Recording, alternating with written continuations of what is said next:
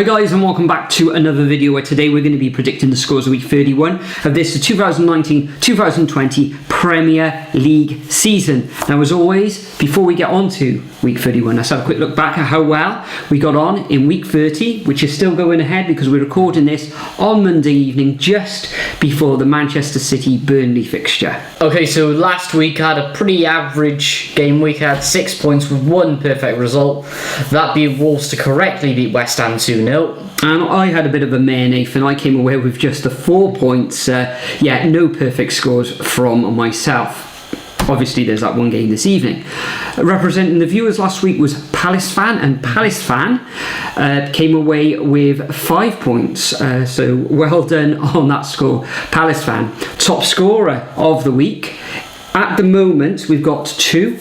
Tying on a great score of 12 points as Douglas James Horn from the Dugout YouTube channel, and also Roberto Hollis, who I also believe has a predictions football channel as well, both on 12 points. So overall now, Nathan, for the season you're on 205 points, I'm on 212, and the viewers are currently in third position on 187. So come on, it's all to play for. But enough of week 30, let's move on. Make some predictions for week 31.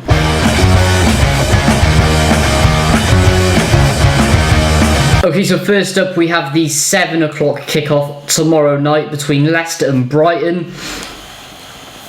Leicester getting a pretty surprising draw against Watford last time around. No one really saw that coming. I thought Leicester would have been able to win that one, really. And they're coming up against the Brighton side who've got a very good victory over Arsenal. Mind, that's not difficult these days, is it, really? But this one could really go either way. Brighton could turn up, but I fully expect Leicester to bounce back and win this one, and I'm going to say 3-0 to the Foxes. Yeah, I agree. I think Leicester are going to come away with a victory in this one, even though Brighton, fantastic against Arsenal, embarrassing them, really. Mopé, what's he doing? He's a little bit of argy-bargy with the keeper, of course. Keeper not happy. Leno out injured now for a year. Yeah, so I wouldn't be happy with that either. It's going to be a tight affair, this one, but I'm going to go for a Foxes win, and I'm going to go for a narrow 2-1 scoreline. Brighton look pretty resolute at the moment, but I think the quality of Leicester will come through. Next up, we've got at 9:15, also tomorrow evening, Nathan, and that's Spurs at home against West Ham. Now, Spurs getting a home draw against Manchester United in the last fixture, and West Ham suffering a terrible home defeat against Wolves. Wolves totally on top and dominating that fixture. This one, I can't see anything other than a Spurs win, and I'm going to go for a straightforward 2-0 win, and it could see Harry Kane maybe opening his accounts in a long time, scoring a goal in a long time, especially when he has been out injured, of course. Yeah. I'm actually going to go for an narrow 1-0. 1-1 draw against Man United. I think it's going to be like that, where Tottenham don't score many goals for a while, and it's going to take Harry Kane a while to get fitted in with the Jose Mourinho team. But yeah, West Ham just couldn't offer anything against Wolves, so I'm going to go for a narrow 1-0 Spurs win. Next up, we've got the 7 o'clock kickoff on Wednesday between Man United and Sheffield United. Sheffield United, they actually played 2 games last week. The first one, 0-0 with Aston Villa, which complete disgrace.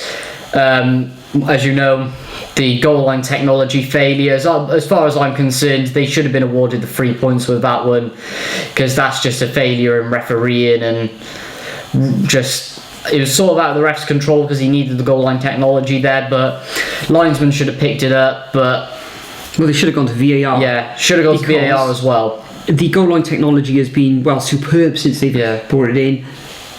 You know, they don't have to even think about that, but it messed up in this occasion, and everybody knew it was a goal apart from the referee. Quite correctly, it didn't buzz on his wrist, so maybe a no goal. But they were robbed.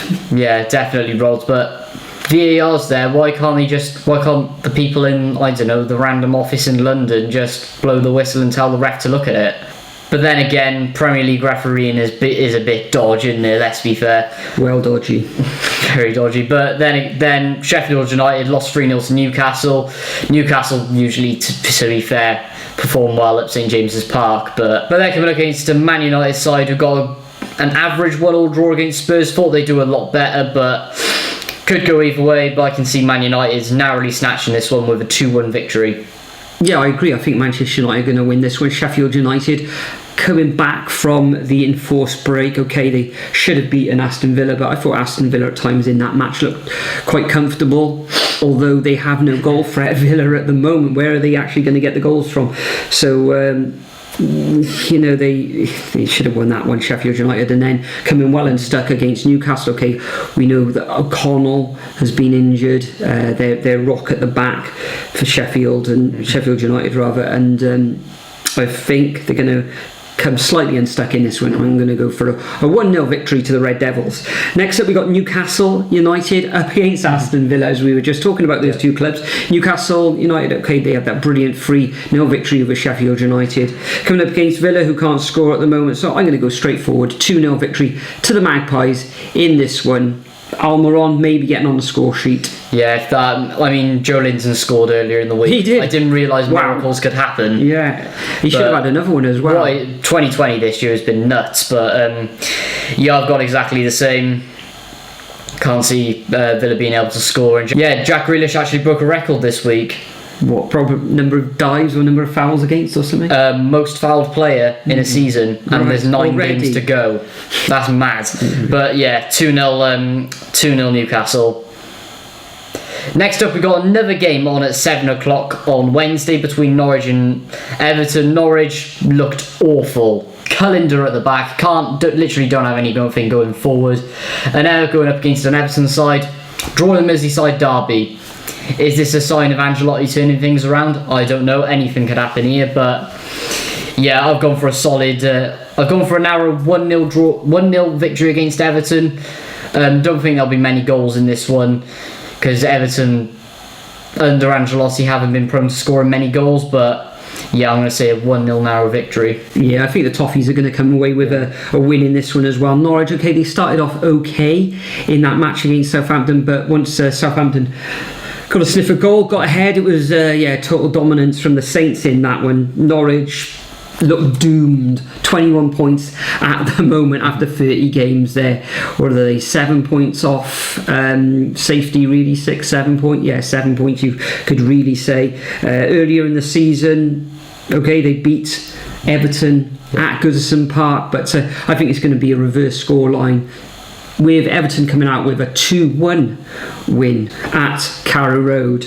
Next up, we've got Wolves at home against Bournemouth. Now, Wolves last time, fantastic, coming away with a fine victory at West Ham, although West Ham are teetering on the edge of relegation themselves.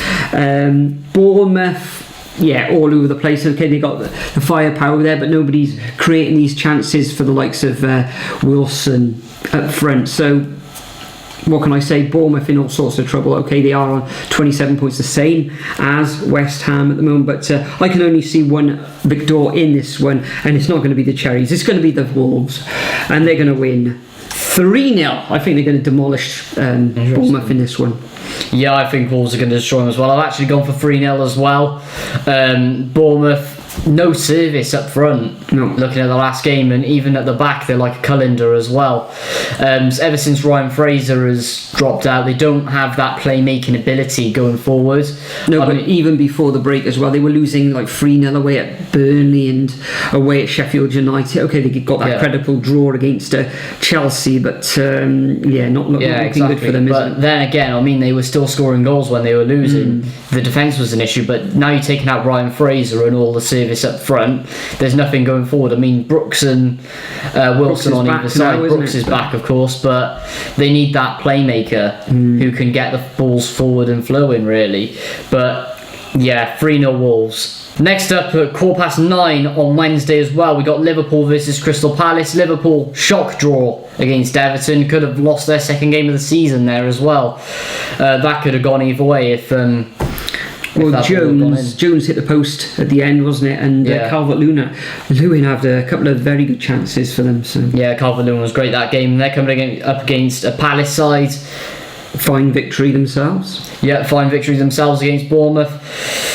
Could Palace turn around? I don't think so. It's at Anfield, even with no crowd. Going to feel weird, but Jurgen's going to want them to bounce back and then put them the best position for the match after that, where they'll be able to win the title. So I'm going to say 2-0 Liverpool. Yeah, Liverpool against Palace. I think they missed Andy Robertson at left back. Okay, James Milner filled in there, and he's a good player and everything, but I think they were just missing a little bit of width there, because I think they were being pushed back by Everton at times. Couldn't really impose their authority on the wings. You know, those two fullbacks, so important for Liverpool and the way they play.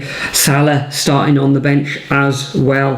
Palace, brilliant away victory last time out against Bournemouth, of course, as we've already said. So this is going to be a tough match for Liverpool, but I think they're going to, those gears are going to start to grind into place, and I can just see them edging this one 2-1 at Anfield.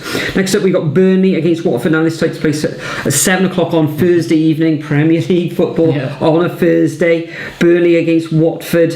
Watford, that 1-1 draw at home against Leicester. Burnley about to kick off now in about 30 minutes time, so difficult one to call this. We're not sure, we haven't seen Burnley in play yet, so I'm going to go all square 1-1. We know how difficult Burnley are to play against. In their last 6 matches, they haven't lost as well. They were drawing against the likes of Tottenham, Newcastle and Arsenal, and gaining victories against Bournemouth, Southampton and Manchester United at Old Trafford as well. So in good form, but I think Watford sort of turning a little bit of a corner. Okay, they are in 16th position, 1 point above the relegation zone, and they did look okay against Leicester, and I'm going to go for that 1-1 draw. Interesting. I'm actually going to go for a Burnley win in this one. I think it's only going to be 1-0, but Sean Dyche is going to want that to continue that they had before, and Sean Dyche especially is going to want them to go above Arsenal, try and push to see if they can get anywhere near the European places, even though I don't think that's very likely. But yeah, I can see that good run of form continuing. 1-0 Burnley. Next up, we've got another match at 7 o'clock on Thursday between Southampton and Arsenal. Southampton, quality win against Norwich the other night, and then Arsenal, what is happening to them? I mean, we got to see him twice, didn't we? David Luiz is embarrassing. Can you even call him a defender or a sabotage? Well, I think, was it Jamie Carragher or someone like that said it might be the last time we see him in the Premier League for Arsenal anyway. That won't surprise me. There's no way they're going to renew his contract at all. But I mean, how can you be that bad in the space of 20 minutes? I mean, even Loris Karius took the majority of the game to be that bad. How can you come up straight off your knee, tap it onto Sterling, that's basically an assist for you, and then get yourself sent off within 2 yellow cards in 20 minutes? 20 minutes and just straight up give them a pen. Pathetic performance.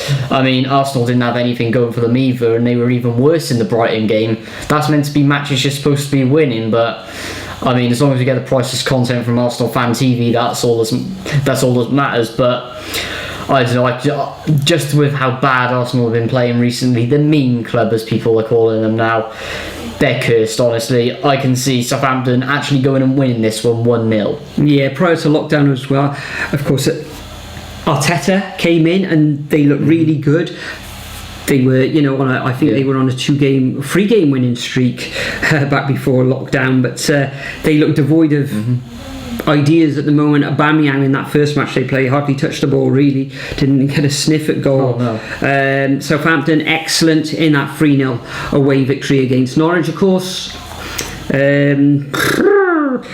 Arsenal away as well against Southampton. I can only really see one winner, and I'm going to go for a Southampton victory. I'm going to go for 2-1, but it would not surprise me for Arsenal.